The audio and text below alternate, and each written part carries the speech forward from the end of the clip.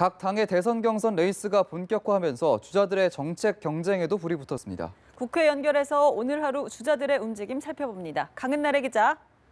네, 민주당 대권 주자들은 내일 2차 TV 토론회를 앞두고 오늘 치열한 정책 경쟁을 펴니다.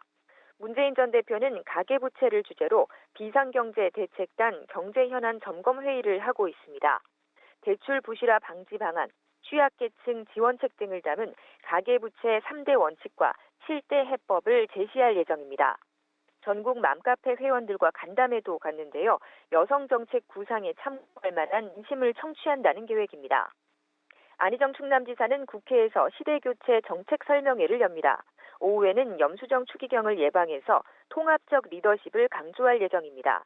유권자 시민행동 초청 강연에도 나섭니다. 이재명 성남시장은 전국 공공운수노조와 정책협약식을 갖습니다. 중소기업인들과 만나 정책 간담회를 열고 대기업과 동등한 기회를 가질 수 있도록 돕는 정책을 발표합니다. 경선을 앞둔 국민의당 주자들도 정책 대결을 펴니다. 안철수 전 대표는 국회에서 재벌 개혁 공약을 밝히고 오후에는 재기에 나선 기업인들 또 환경단체와 정책 간담회를 갖습니다.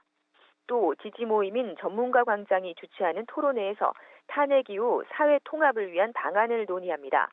염수정 추기경을 예방하는 배경도 같은 맥락입니다. 손학규 전 대표는 국회에서 사법개혁과 관련된 공약을 발표한 뒤 전북 전주로 이동해 의원 간담회를 가질 예정입니다. 바른정당의 유승민 의원은 서울권 대학언론연합회와 온라인 생방송 기자회견을 열고 청년 정책에 대한 의견을 교환합니다. 남경필 경기지사는 도정에 집중하며 향후 전국을 구상합니다. 오늘 대선 예비경선 후보자 등록을 마감하는 자유한국당에서는 홍준표 경남지사와 이인재 전 최고위원, 김진 전 논설위원 등이 출사표를 던질 것으로 전망됩니다. 네, 그런가 하면 오늘 국회에서는 정부를 상대로 긴급 현안 질문을 하죠. 네, 박근혜 전 대통령 파면 이후 첫 본회의입니다.